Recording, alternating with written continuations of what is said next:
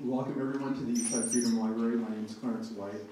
I'm the Associate Director here at the library. So thanks for coming out on a very cold night. We have a really healthy crowd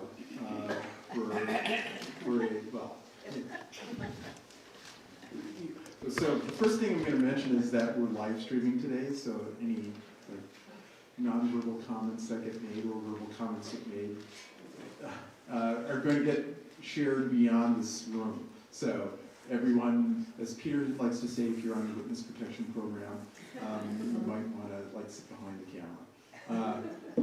But anyway, welcome to the Eastside Freedom Library on a very cold evening. We're more than happy to be partnering with the Ramsey County Historical Society to invite Christopher Lehman here to talk about his book, Slavery's Reach. A few housekeeping things. The restrooms are downstairs. There's an elevator on the west side of the building and stairs on the east side of the building that will bring you down. Don't lock the key in the bathroom or leave the building with it.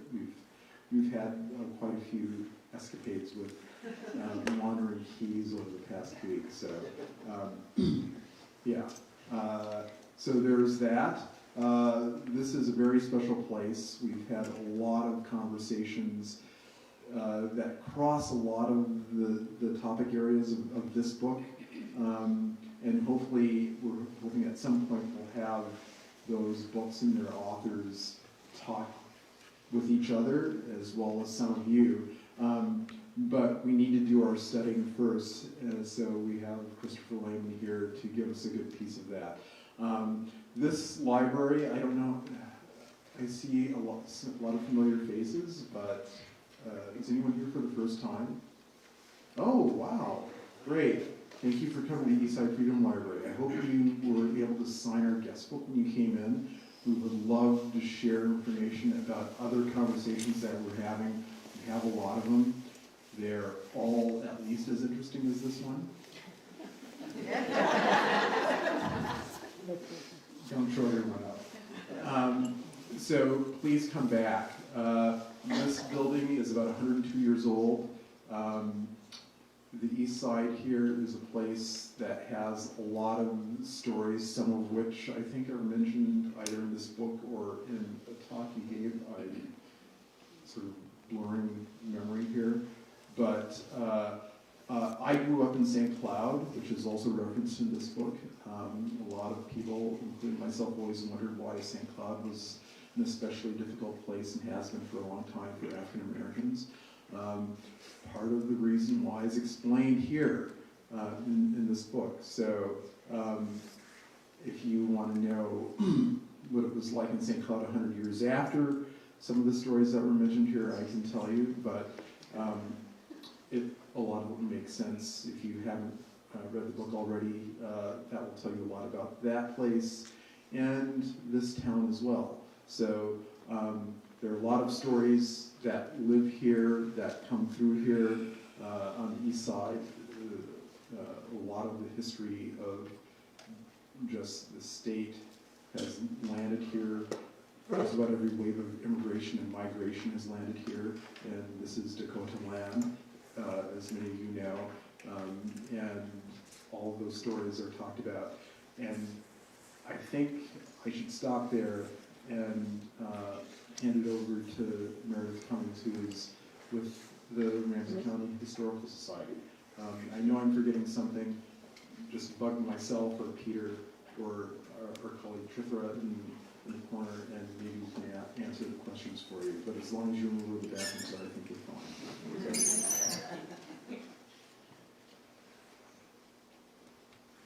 Thank you, Clarence. I'm Meredith, and I'm with Ramsey County Historical Society. Normally for these talks, you see Robin, who is our programs person. Robin had another event tonight, so I'm filling in for her. I'm actually the editor of Ramsey County History, which is the magazine that we put out, and this is our new copy. So if any of you have not gotten copies in the mail as members, we have a few extras of these tonight. But as you know, these History Revealed programs are just really, really special because it gives you a chance to hear from the author, to learn about history in your own backyard. and to, come away with some questions, some things that you didn't know before. So we're really thrilled to have to once again be here at Eastside Freedom Library. We love this place. It's just such a cool place to hang out. And we'll have other programs here at this library and other locations as well. Just to let you know a couple of upcoming programs that Robin has planned. On Wednesday, December 18th at noon at the Landmark, Sammy Nelson and Janie Bender from the Gibbs Farm will be talking about holiday traditions on the Minnesota Prairie. So they'll be bringing Gibbs to the Landmark. If you'd like to attend that one, it's free. Thursday on January 9th here, Dr. Will Cooley will talk about moving up, moving out, the rise of Black middle class in Chicago. So that is on the 9th. And then on the 16th, Dan Reed will talk about St. Paul's historic Ramsey Hill, salvaging a gilded past, and that will be at Waldman's. Now Waldman's, if you haven't been there, is a very small venue, so you do need to go online and reserve that. It doesn't cost anything, but reserve a space because you can fit about 20 people up there. So, all right, so those are the programs that we have coming up. And like I said, if you want to come back to back, I have schedules of History Revealed, I have magazines, and if you'd like to become a member, I can sign you up for that as well. All right, now to the whole point. Dr. Christopher Lehman is a professor of ethnic studies at St. Cloud State University here in Minnesota.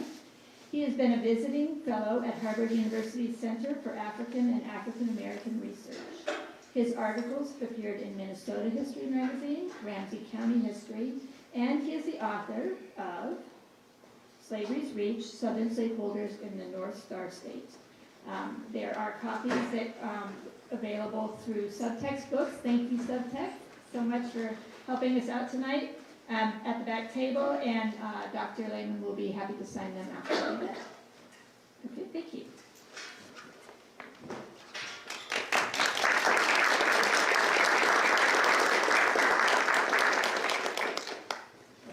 That introduction, and thank all of you for being here on this really cold day. And thank you also to the Inside Freedom Library, to the Ramsey County Historical Society, and to Subtext for putting all of this together. And I'd like to take a moment to acknowledge the indigenous on whose land we're gathering. So I thought that today's presentation would be a combination of some off-the-cuff remarks and some prepared remarks, and some reading excerpts from that book.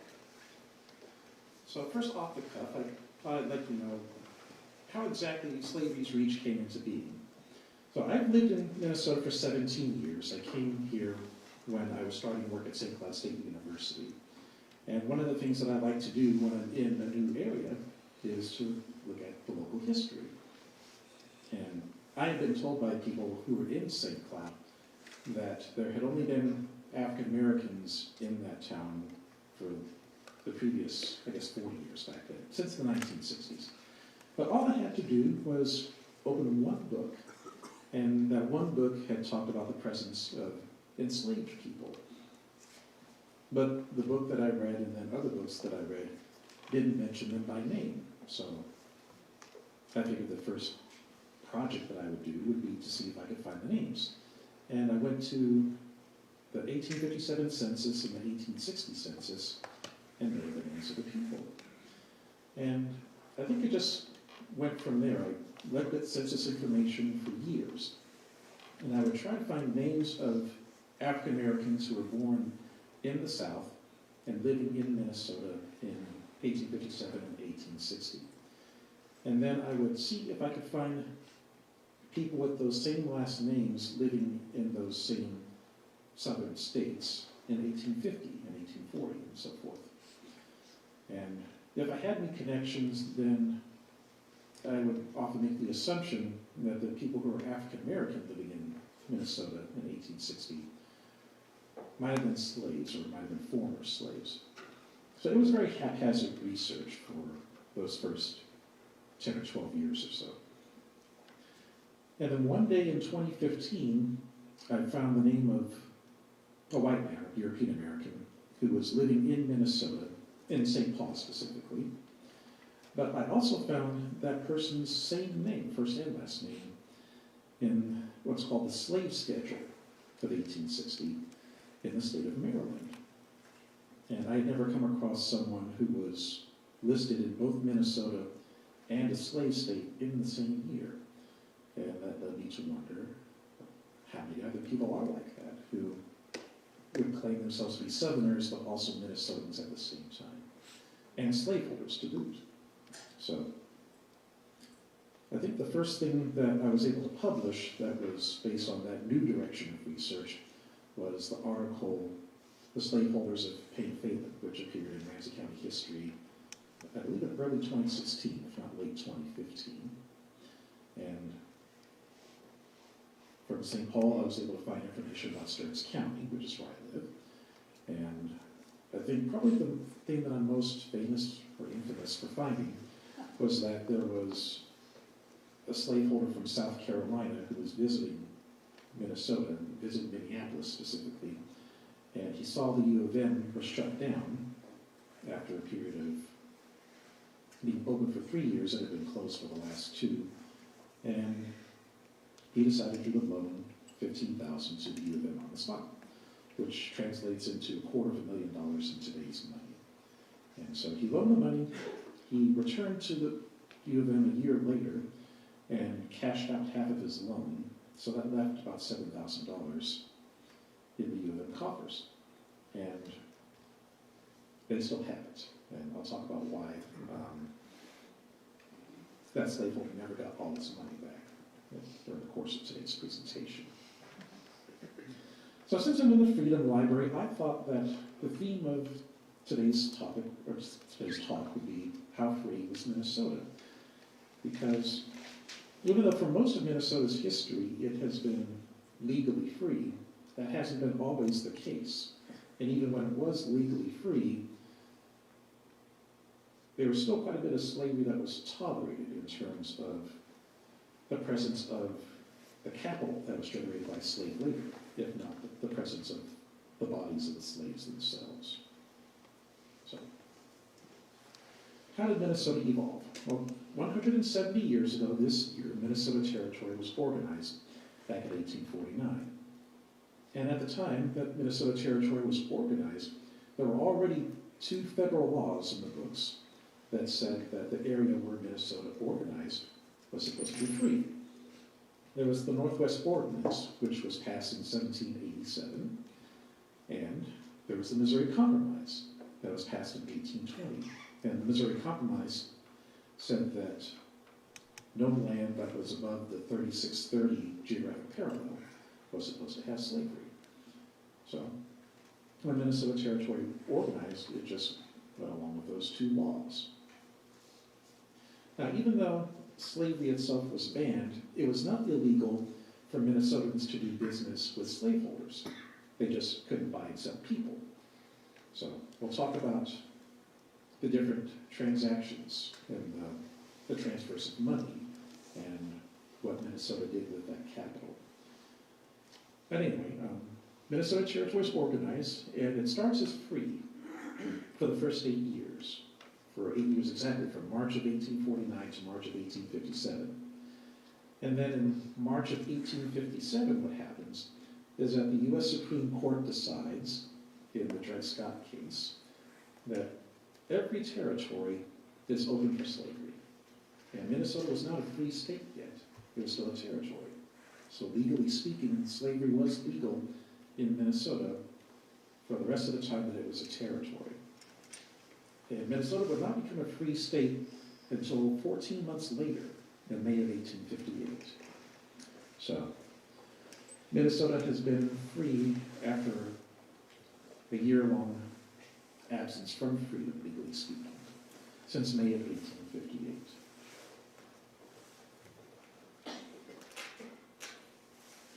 How free was Minnesota in reality before slavery ended nationwide in 1865?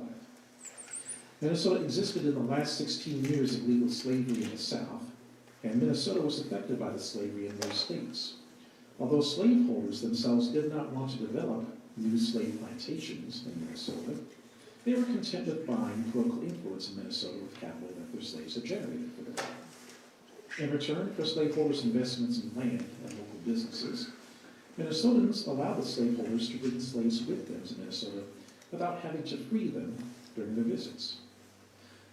So Minnesota was a big tourist state, and counties, especially that were along the Mississippi River in Minnesota, made a lot of money by having Southerners come and stay there at the hotels in the spring and the summer months when the Mississippi River was thawed. So when you become dependent on that kind of money, especially in 1857 when slavery is legal, it's hard to let that go. Now, when Minnesotans would have Southerners bring their slaves here, Southerners would only bring no more than 2 or 3 with them whenever they were here. So there wasn't a very big presence of slaves whenever they were in different locations during the summer months. But what was more important was that the slaveholders brought their money with them. And with their money, of course, they would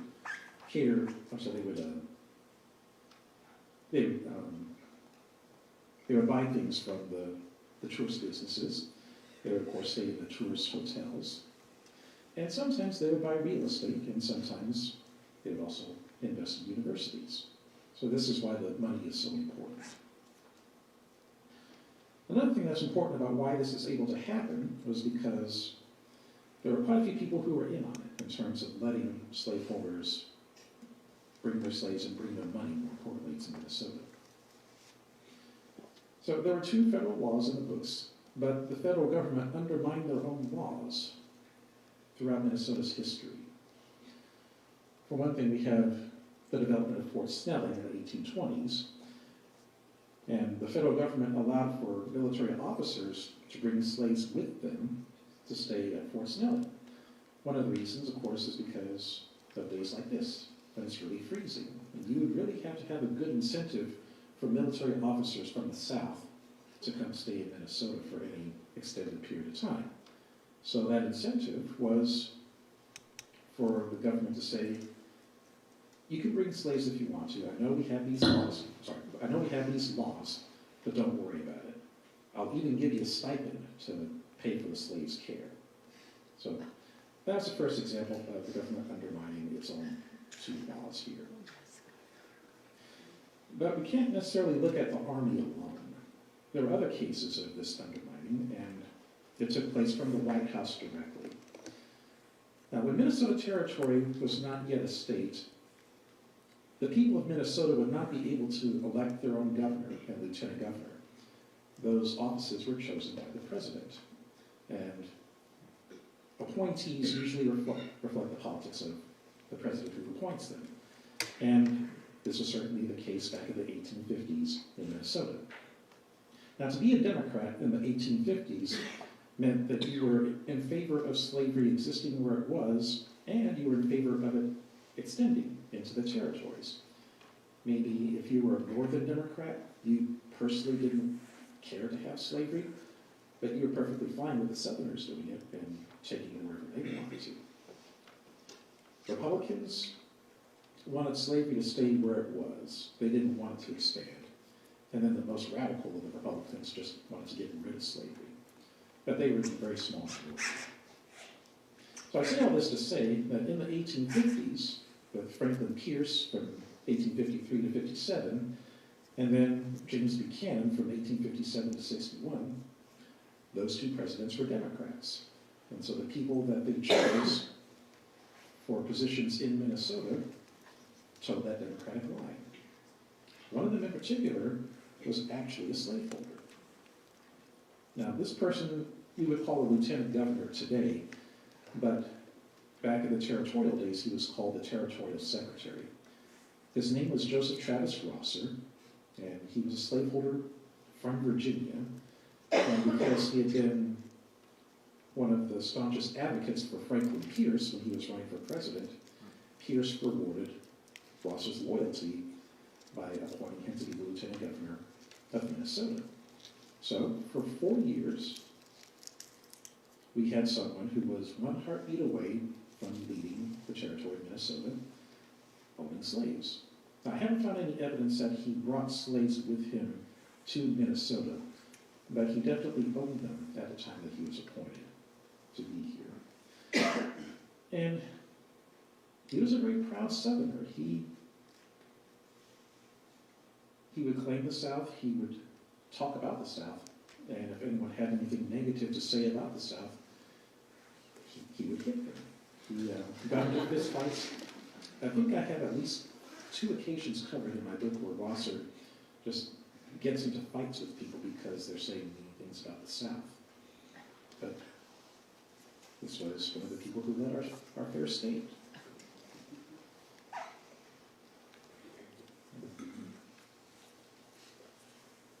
see if I can find the passage out here.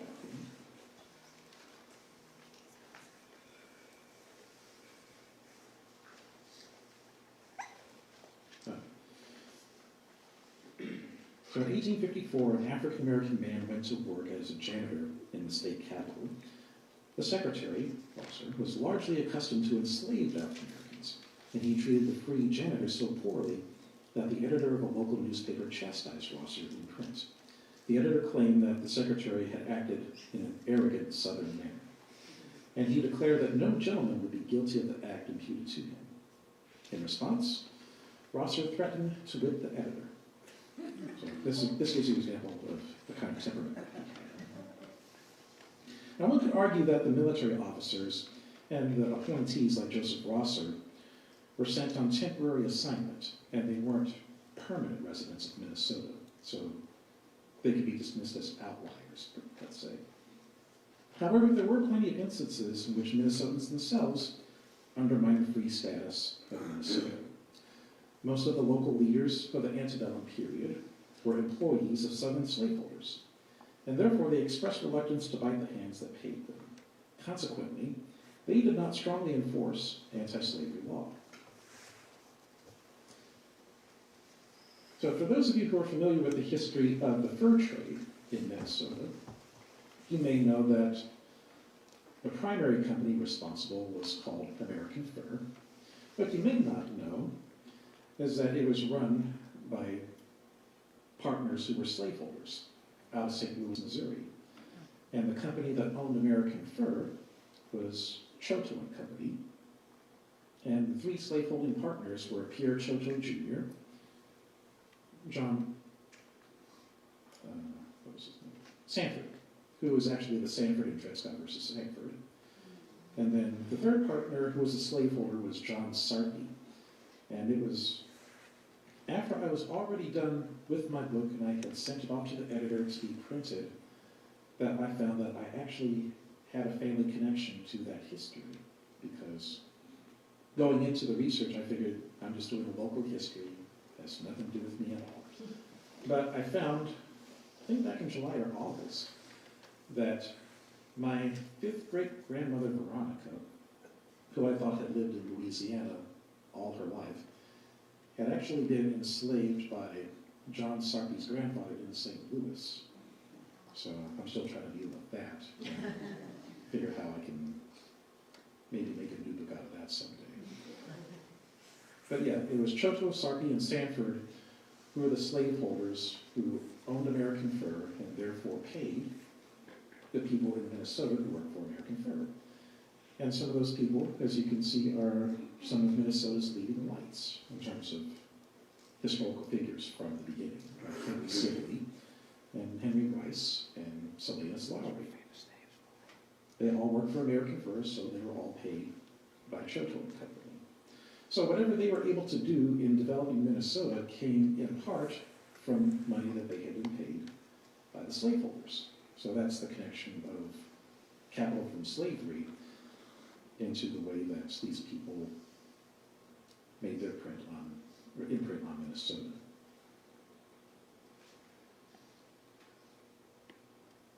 Give you a sense of how much Choteau was responsible for Minnesota's growth. I talk about how Choteau and Company went into the real estate business after the fur business started to dry up. And in the 1850s and 1860s, Pierre Choteau Jr. alone owned real estate, in several locations throughout Minnesota.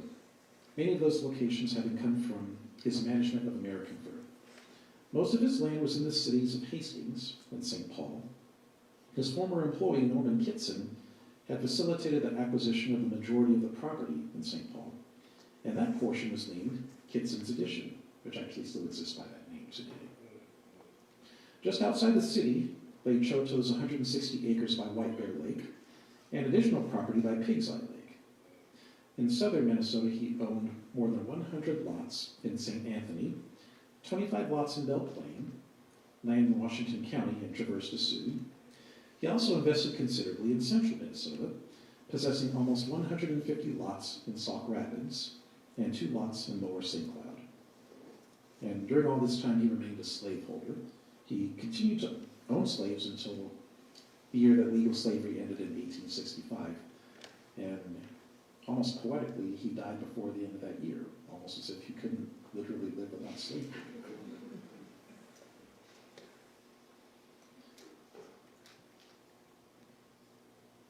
So that's about the Choto Company. Now, about the people who are the leaders of Minnesota.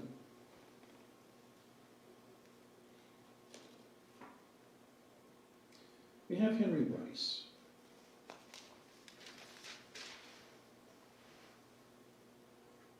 So Rice was not with the Choto Company for very long. I think he quit in 1849. But he took that experience of being employed by slaveholders with him for the rest of his life. For example, when he was chosen to be in Congress, and he served as a delegate when we weren't a state yet, the first thing he did in Congress was to develop relationships with his Southern colleagues. And he would ask his fellow congressmen from the South if they wanted to go to Minnesota to invest in land. And some of them did. One of them was the person who loaned the money to the U of M. That was a congressman named William Aitken, and he had come from a plantation of somewhere between 700 and 800 slaves. That's why he had so much money to just drop at the U of M.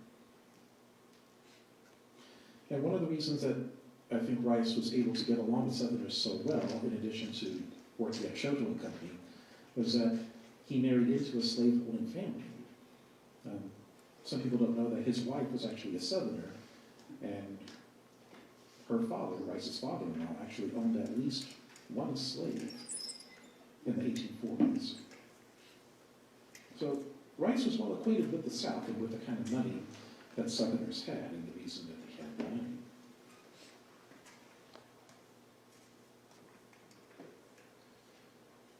And in the book it talks about his wife in particular. Rice's wife, Matilda, played an important role in wooing his Southern colleagues to the Northwest. She welcomed slaveholders into the Rice home in Minnesota while he was away in Washington, D.C. Charles Pyro, who held a slave in the nation's capital, took his extended family with him to pay a visit to Matilda in 1853, and she recorded their stay in a letter to her husband. I intended writing you last week the news of the election, but a house full of company prevented me. Mr. Pyro, his sister, niece, and sister-in-law spent nearly a week with me. Taking pride in her talents as an entertainer, she reported, they were delighted with the country and thought me a remarkable housekeeper.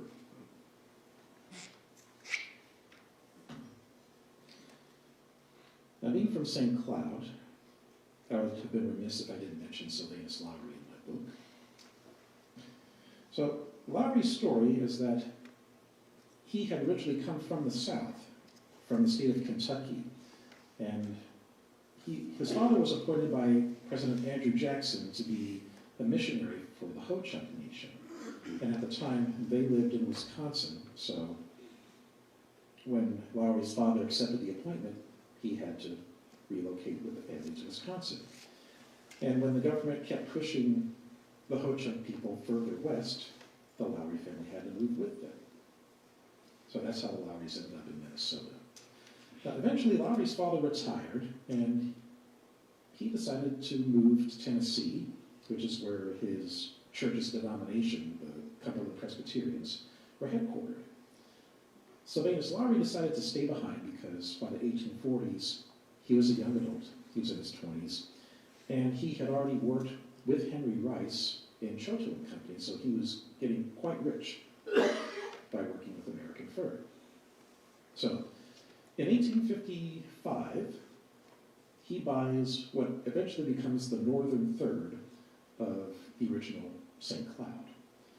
And since he had worked with American fur and since his father had been a slaveholder, we can safely say that money from slave capital enabled him to make that purchase.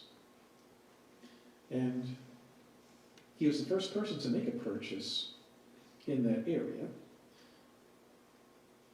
And it wasn't until 1856, the following year, when St. Cloud was actually organized as a city. And when it was organized and a local government was set up, the people decided to make Lowry the first mayor. And it was while Lowry was the mayor that he invited people that his father knew in Tennessee to come up to St. Cloud in the summer of 1856 and buy as much of his land as they wanted. And they did.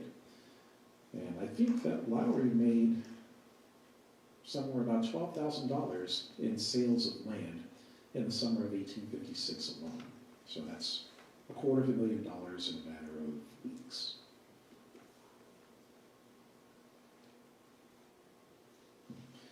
Lowry received more than $12,000 from sales of land to enslavers in 1856, and he put it to use in St. Cloud. He had a business of forwarding and commission, dealing in pork, bacon, grain, and flour. The money also went toward the maintenance of his warehouses and his Pony Express enterprise. He served as the town council president, the mayor, throughout 1856, maintaining business relationships with slaveholders while carrying responsibility as a government official to keep slavery out of free territory. So since Lowry used the money to start businesses in St. Cloud, and he was essentially the first one to do so, or one of the first, we can safely say that the business community that St. Cloud has started with slave capital.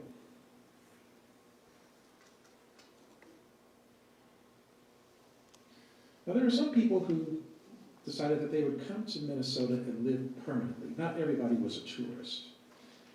And some of those people who came to Minnesota were Southerners. And I have a couple of accounts in the book where there were people who left everything behind, and that included their slaves, just so they could move to Minnesota permanently. And the town of Belle Plaine is a good example of that. Belle Plaine was founded by people from Virginia. There was the family of Henry Sibley and the family of Francis Pace and his nephew Joel. And Spain was definitely a slaveholder. I found a newspaper account of him in Virginia where he's advertising that he's going to sell all of his slaves. And the newspaper account doesn't say why, but in a matter of months after making that sale, he's in Belle Plaine and he's buying up real estate. So that's where the money came from. Would he make more money selling the slave than he would have from his agriculture? As a piece of property, that slave had yielded more money than he would have gotten out of a farm.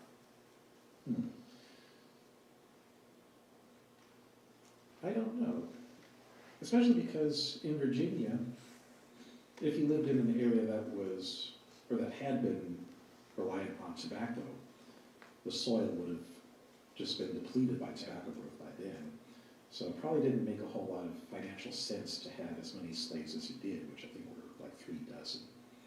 So in order to remain economically healthy, but not necessarily be dependent on slave labor, I guess it made sense to him to just sell off his slaves, use the money to start a new life in Minnesota. I'm trying to get a feel for how much money that was.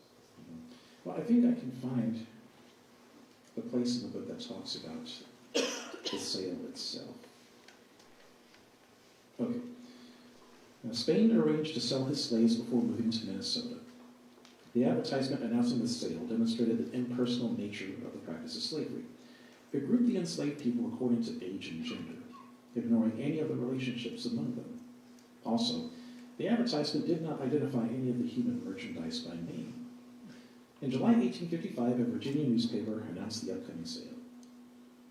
32 slaves for sale on Thursday, the 9th of August, 1855, at Prince George Courthouse, that being court day, by virtue of 2 deeds of trust from Henry M. Spain, duly recorded in the County Court of Prince George for certain purposes therein specified, we shall sell to the highest bidder for cash slaves as follows, to wit, 5 men from 20 to 35 years old, 4 lads from 12 to 16, 10 women, and 13 children. Now, if you had a healthy male slave, an individual one could easily go for $800 to $1,000. So if there are 5 of them, then he probably made $5,000 just from selling the men alone. Boys probably would be $600 to $800 if they were teenagers, and $400 to $600 if they were preteens. So best case scenario with 4 lads, that would be $1,600. And then 10 women and 13 children. As long as women could reproduce, then they could be worth as much as the highest priced men. So with 10 women, that would be $10,000 in sales right there. So that gives you a sense of the kind of money that could be sold just by selling all the slaves at once and then coming to Belle Plaine and buying up a lot of land.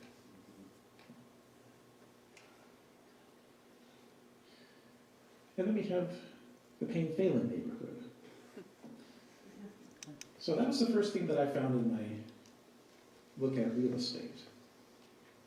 So when I was looking at real estate, and I had already found the name of that person who lived in Maryland and Minnesota at the same time, I found that this person was a real estate developer, and his name was Harwood Eichelhart. And it was in studying Eichelhart that I was drawn to Charles McCubbin, and then to William Hall. The 3 of them together developed the Plaine-Phelan neighborhood. And I think that Eichelhart owned 1 slave while he lived in Minnesota, but he had his father keep the slave at his house in Maryland, but that slave was still under the name of Harwood instead of his father. Let me see what I can find about that.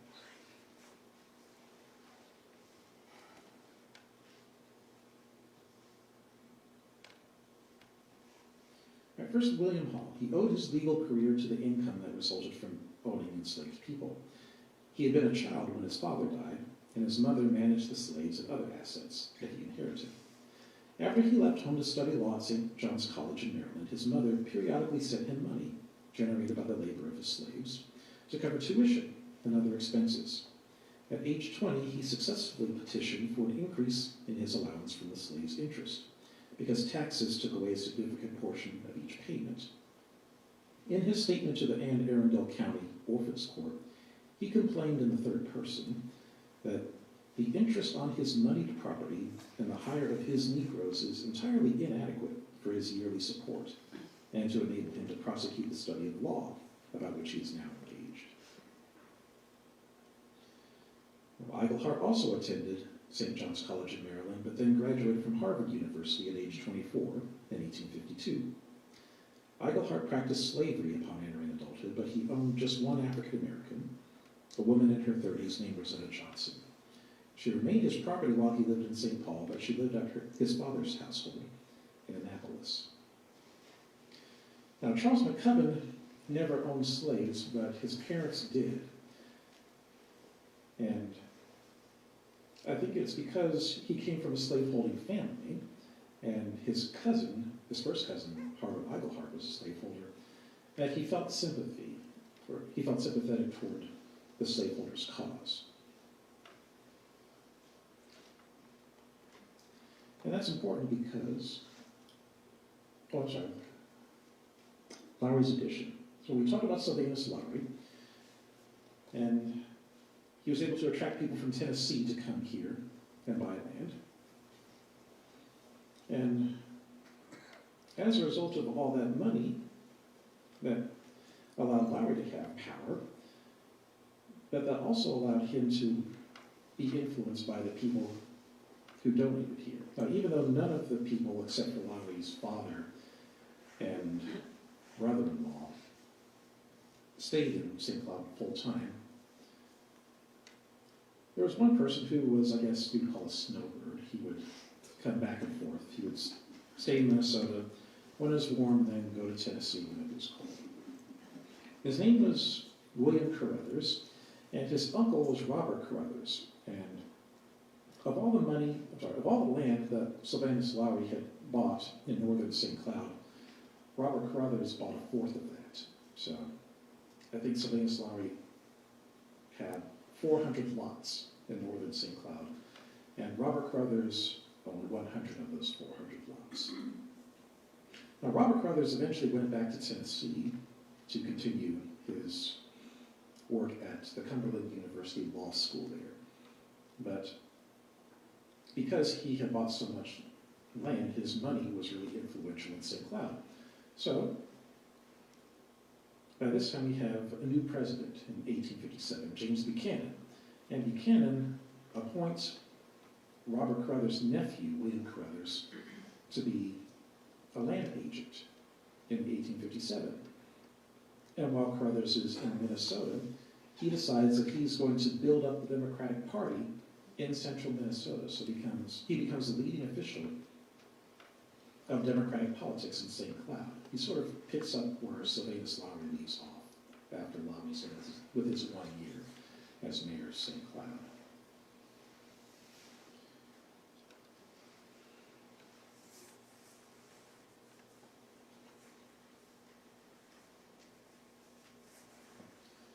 So when Carruthers lived here, he tried really hard to recruit Tennesseans to Minnesota.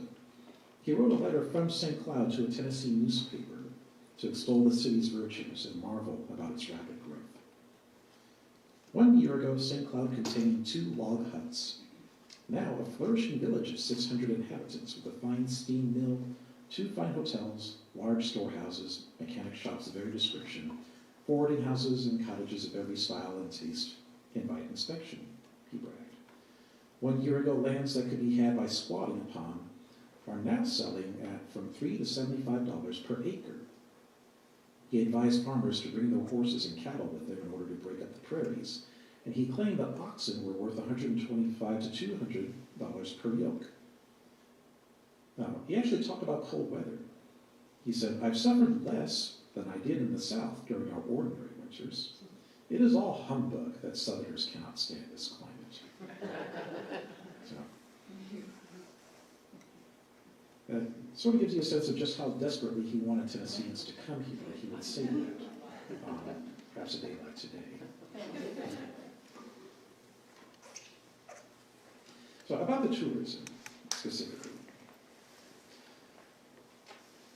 So it had sort of been under the radar, what was happening in Minnesota.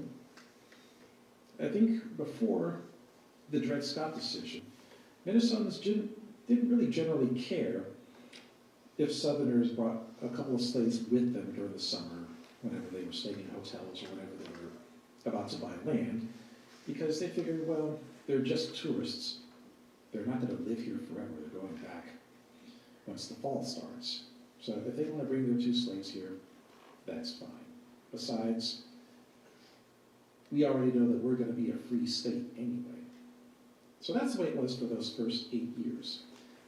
And then the Dred Scott decision happened.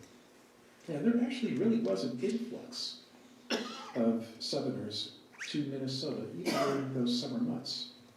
The tourism industry boomed.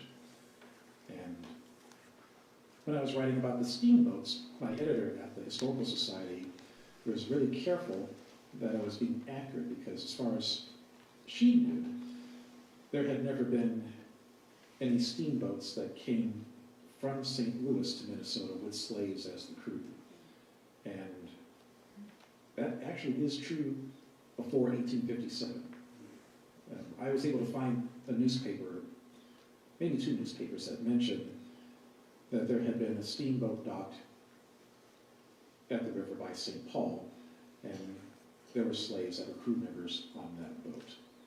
So apparently, once the Dred Scott decision happened, more people were comfortable having their slaves on the riverboats because they figured even if they went all the way to Minnesota, that's slave country now. So there's no place for them to go and be free. But then Minnesota becomes a free state in 1858. And with that happening in May, there are some people who are already in Minnesota for the summer. There are others that are on their way. And what do you tell them? You tell them that they have to free their slaves once they set foot, especially now that Minnesota's a free state. That's exactly what did not happen. And one of the reasons that it didn't is because you have people who are employees of American Fur running the local government. And we talked about Henry Sibley before, in passing. But the reason that I mentioned Henry Sibley is because he's the first governor of Minnesota as a free state. So he is running Minnesota in 1858, that first free summer, when the slaveholding tourists are coming. So if you're the governor of a free state, but you're still taking paychecks from free slaveholding partners in St. Louis, you're not going to enforce that free law very well. And he didn't. In the meantime, we have John Prince, who was the mayor of St. Paul at the time, and who was also an active employee of Choline Company at the time. So you have the person in charge of the state's executive branch and the person in charge of St. Paul's executive branch taking money from slaveholders. So this gives you a sense of why slavery was allowed to still remain under the radar. And people were still bringing in their slaves with them as tourists. And that's because they really needed the money. They relied on it very heavily. And to give you a sense of just how much, we go back to Charles McCutcheon, one of the people from Maryland. And he went to the extent of going to the Minnesota legislature, and as someone making one of Minnesota's laws, he drafted a bill to make slavery legal in Minnesota just during the summer months, the spring and summer months, the tourism season. Fortunately, that bill failed. But there was actually a bill in the Senate and a bill in the House in Minnesota. Both the bills failed, but they did not fail unanimously. There were some Minnesota lawmakers who voted for those bills. McCutcheon obviously was one of them. But another one of them lived in central Minnesota. His name was George Sweet, and he was one of the founding fathers of Sauk Rapids. And in the summer of 1857, he had made a killing off of selling land to people who had been invited by Sylvanus Lowry. So he had a very vested interest in trying to get that bill passed. But alas, it failed.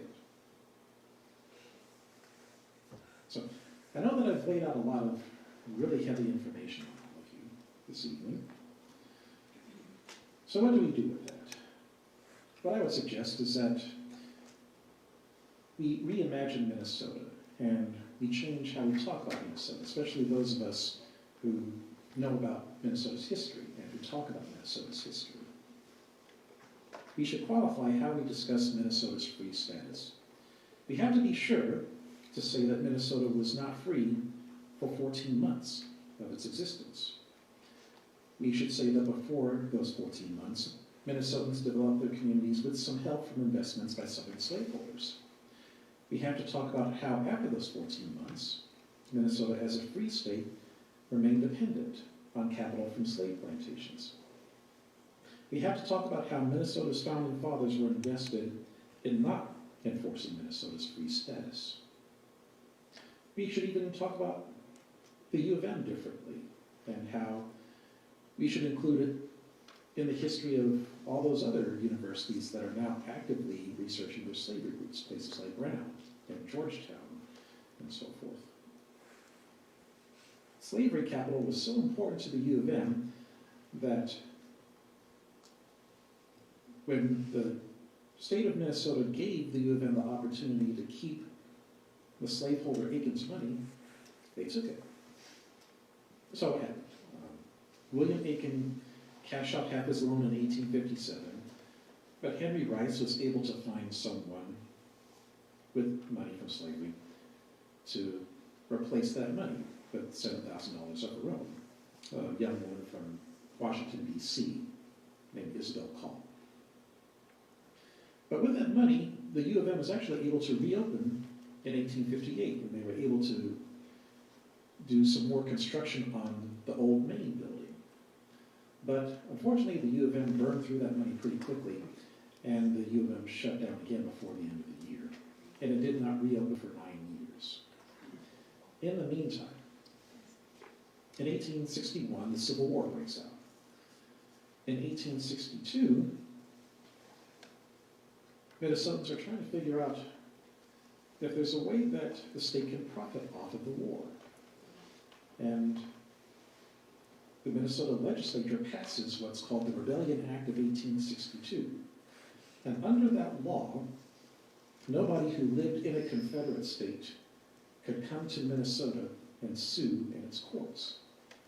So what that meant was if Aiken wanted to have his money back, he couldn't get it. And the research that I conducted showed that Minnesotans passed that law with Aiken's money in mind. They're actively talking about it in the press, like how do we keep Aiken's money? So they figured out a way. Now that only worked for Aiken because he lived in South Carolina, which was a Confederate state. Isabel Call, living in Washington, D.C., lived in Union country. So since that was never a Confederate area, the U of M had to pay her back, and they did. So it's only Aiken's $7,000 that's still at the U of M today. But that should be part of the U of M's history. So all over Minnesota, we should reimagine how we talk about it. And talk about slavery as not necessarily an afterthought or something we only talk about in February, but something that is an active discussion in how Minnesota began. That way, we see that slavery as part of Minnesota's history. By fully acknowledging Minnesota's complicity in the slave economy, we make Minnesota more fundamentally American. Thank you.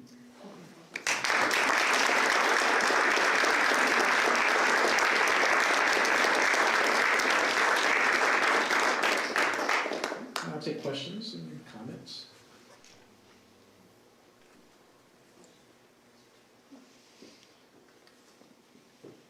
In the book you mentioned, you tell us why so many streets in this area are named after flowers. Yes, that's right. So when Charles McCubbin and William Paul and Harwood Eichelhart developed the Plaine neighborhood, the streets that they named were southern flowers. Ivy, magnolia, hyacinth, jessamine, and so forth. And of course, they named some streets after themselves, like Eichelhart Avenue. And them being from Maryland, there's a Maryland Avenue. So all those streets were developed with slave capital.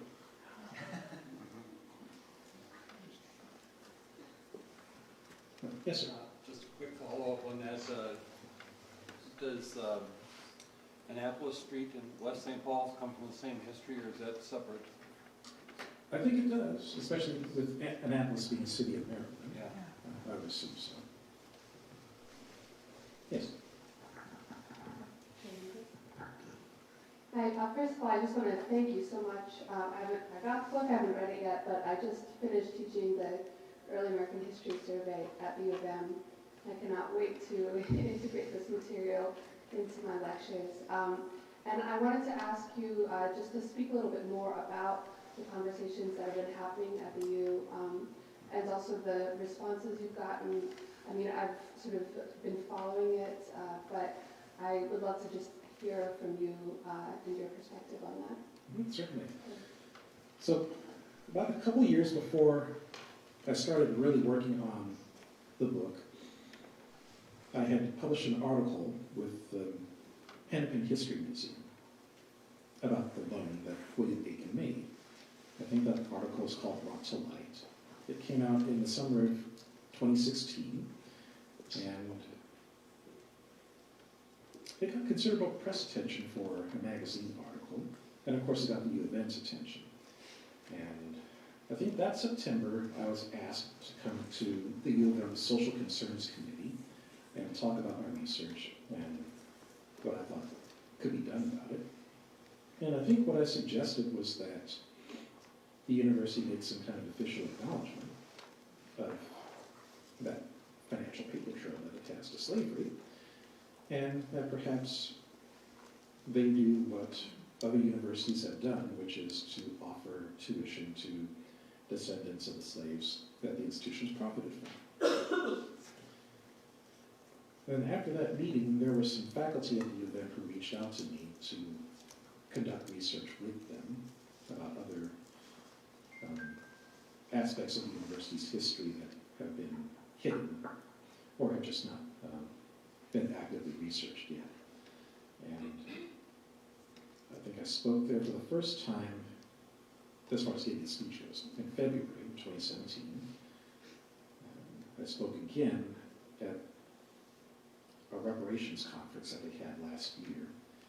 And then I spoke a third time last month with the lecture series that Professor John Wright had inaugurated. I was very humbled that he chose me as the first speaker.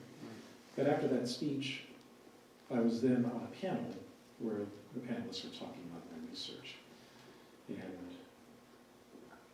a student from the U of M reached out to me to interview me for his podcast.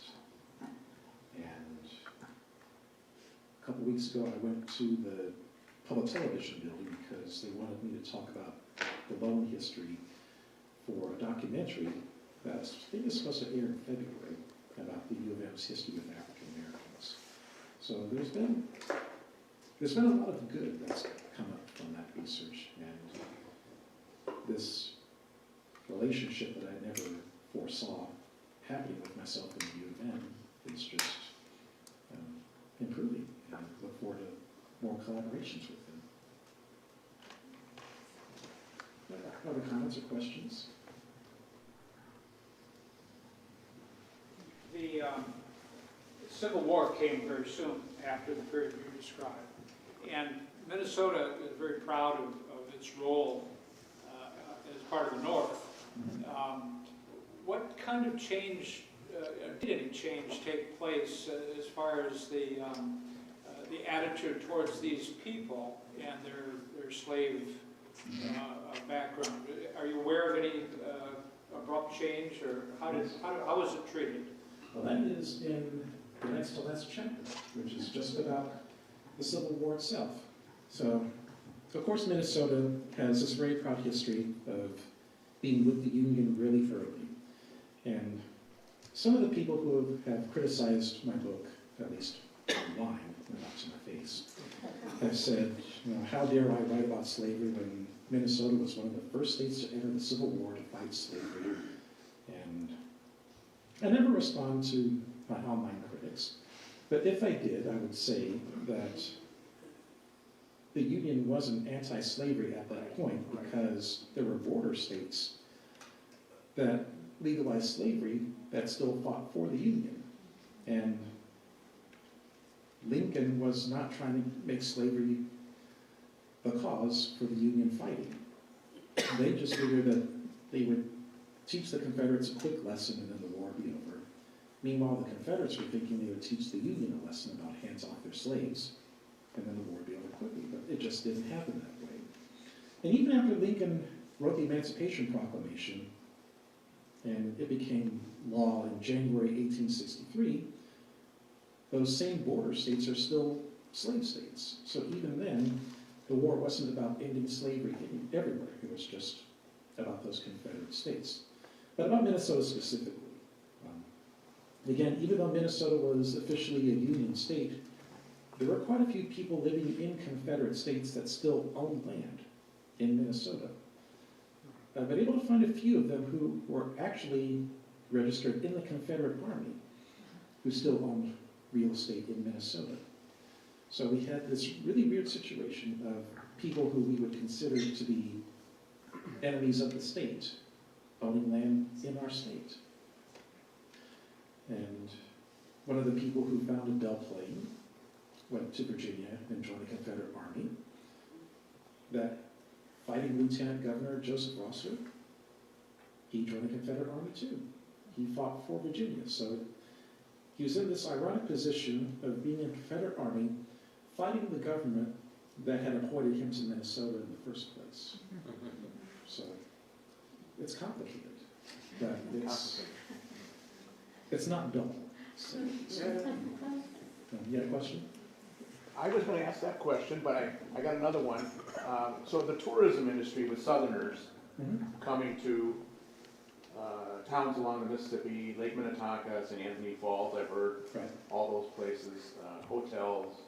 What happened after the war, after the amendment that freed slaves? What happened to that industry here in Minnesota for Southerners?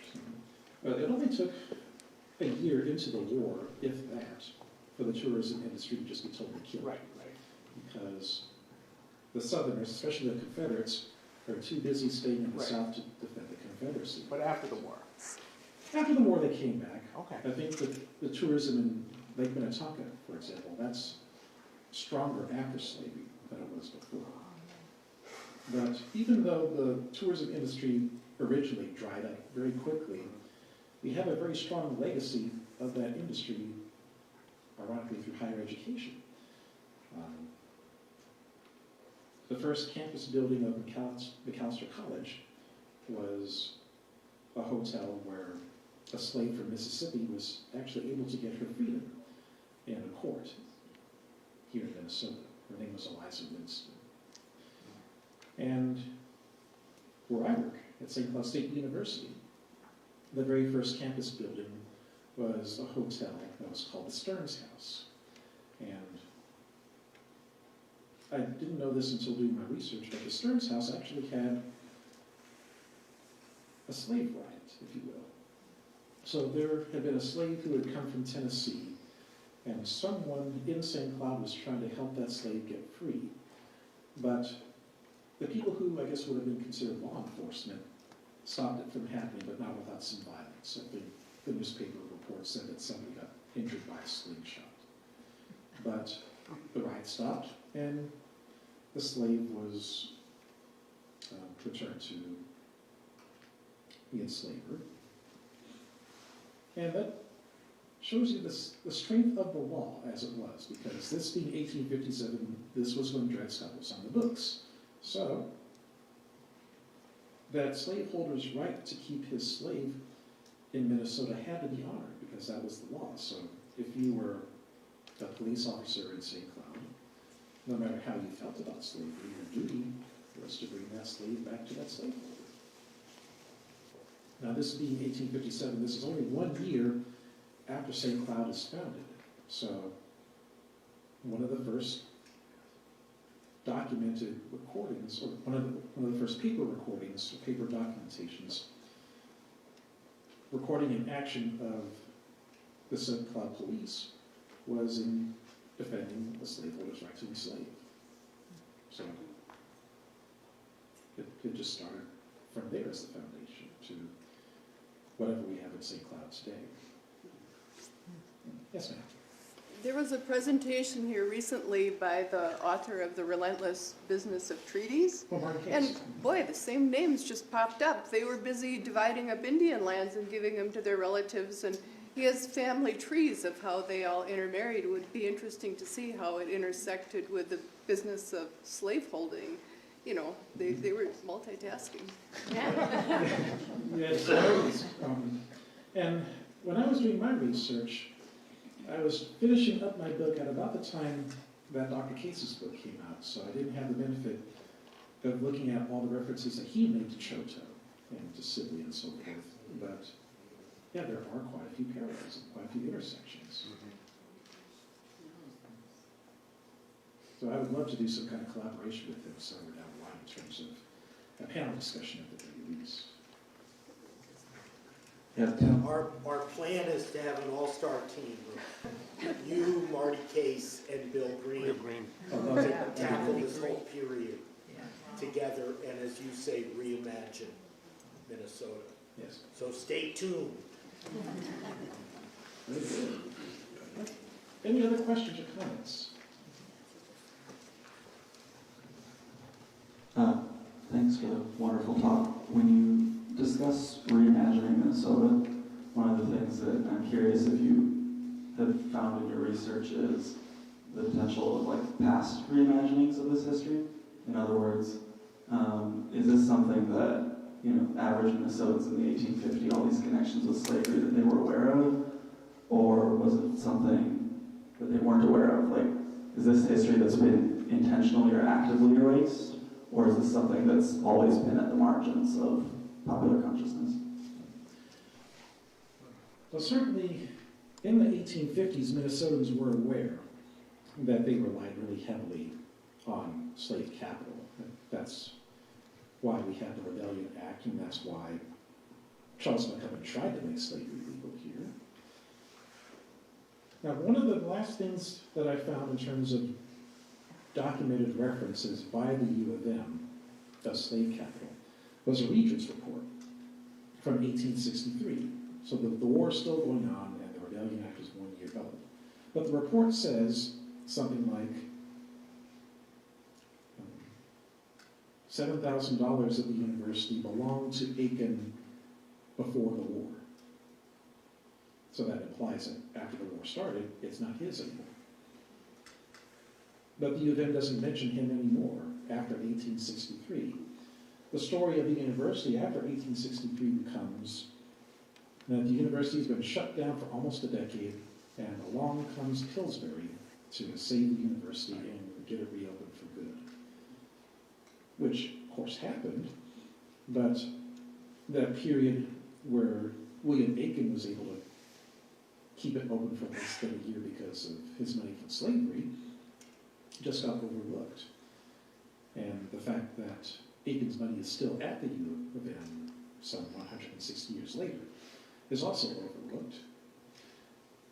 I don't necessarily fault the U of M's current historians, because the way that history works when looking at secondary literature is that you look at the most recent work, and whatever people wrote about that, that's what you work off of.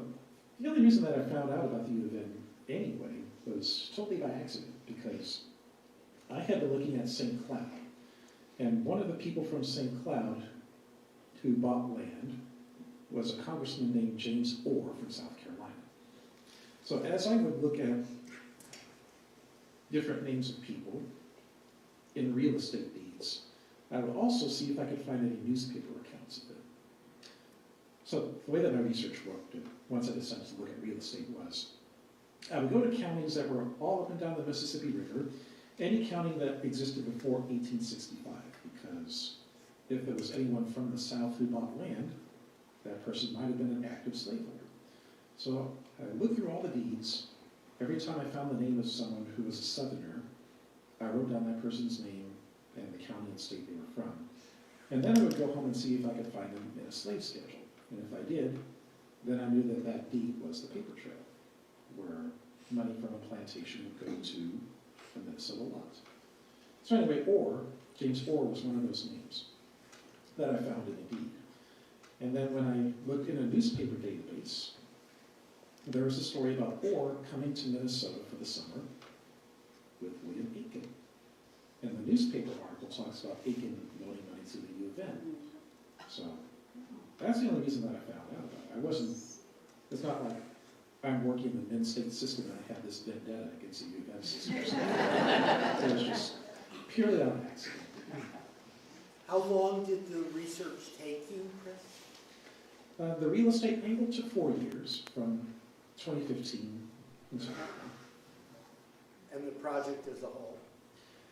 Well, I've been looking at African Americans in Minnesota ever since I arrived 17 years ago. I just never thought of looking at real estate deeds. I thought that I would just look at census records and see what I could piece from that. But I found the deeds to be an even more valuable tool, because whereas I was just sort of guessing maybe this African American was a slave before coming to Minnesota.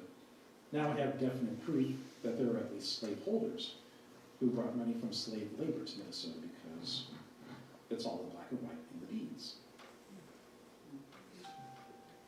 Yes? So I'm curious how, thanks, this is playing out in your classrooms when you teach it. How are your students talking about this information? Well, I think they really like that, this is a really local history. And even though I didn't look at all the counties of Minnesota, I looked at quite a few, but especially along the Mississippi River. And I remember, I think back in September, I was talking about the names of different slaveholders that I had found and where they lived and where in Minnesota they bought land. And I mentioned, I think Darius Starbuck, who had bought some land in Big Lake. And one of my students said, I live near there. So that's the kind of thing that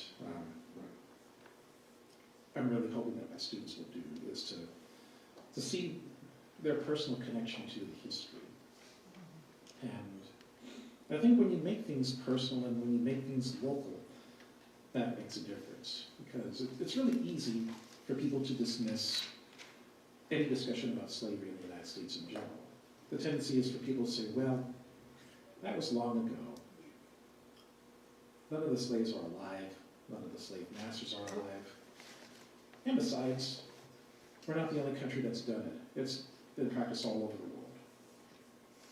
All that is true, but when you can say it happened right here in this neighborhood, then you're forced to deal with what you thought you knew about where you grew up or where you live. In this discussion of reparations, that brings it home. Sorry. Yes. Yeah, I'm a firm believer in paying what you owe. And I think when people say, well, all the slaves are dead, or all the slaveholders are dead, and in the case of Minnesotans, to say, well, we never sold anybody, we never bought anybody, we never whipped anybody, we just took money from the people that did.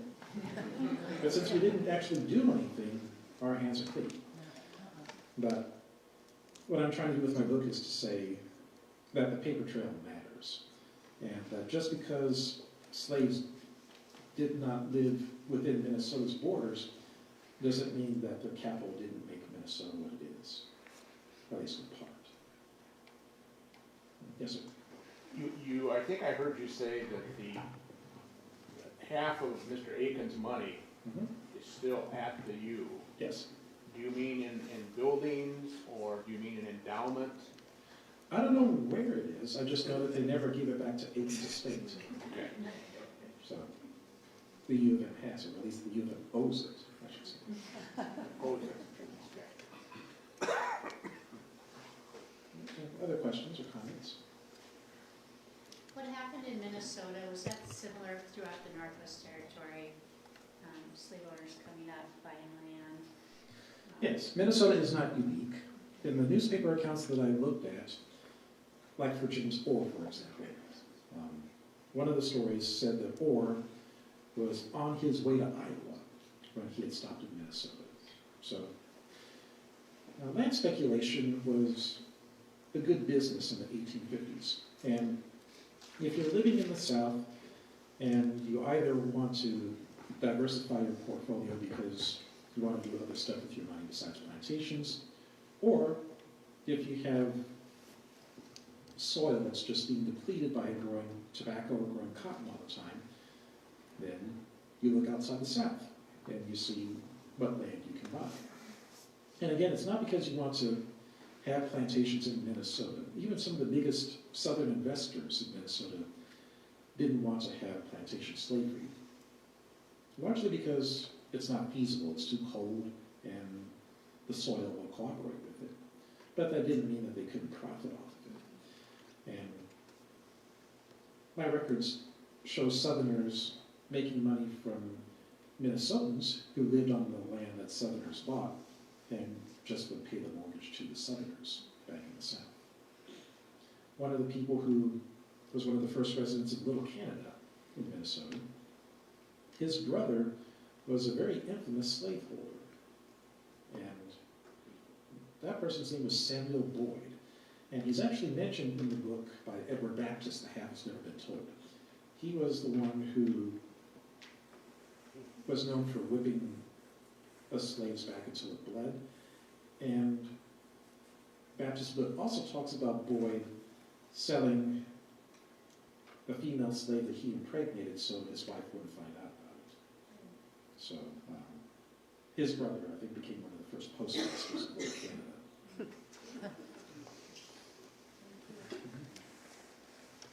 Yes, Just one more, and then we'll do the books. Oh, sure.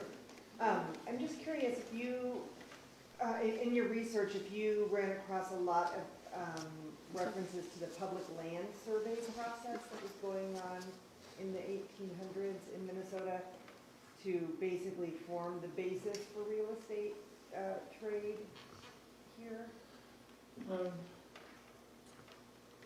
I would come across it occasionally, but I didn't necessarily know what to do with the information.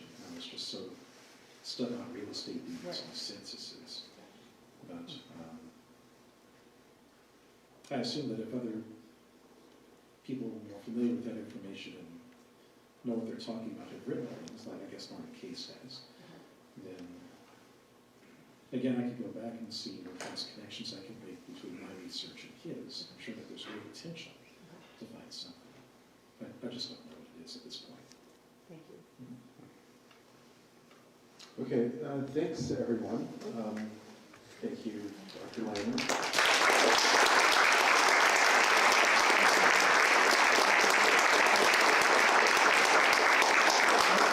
So reminder, some textbooks is here. Books will be for sale, and I'm sure you can get a copy signed. And, yes. Maybe you can continue the conversation as we go forward, or well, for the rest of the evening. So thanks everyone for coming, and yeah, get a copy of the book.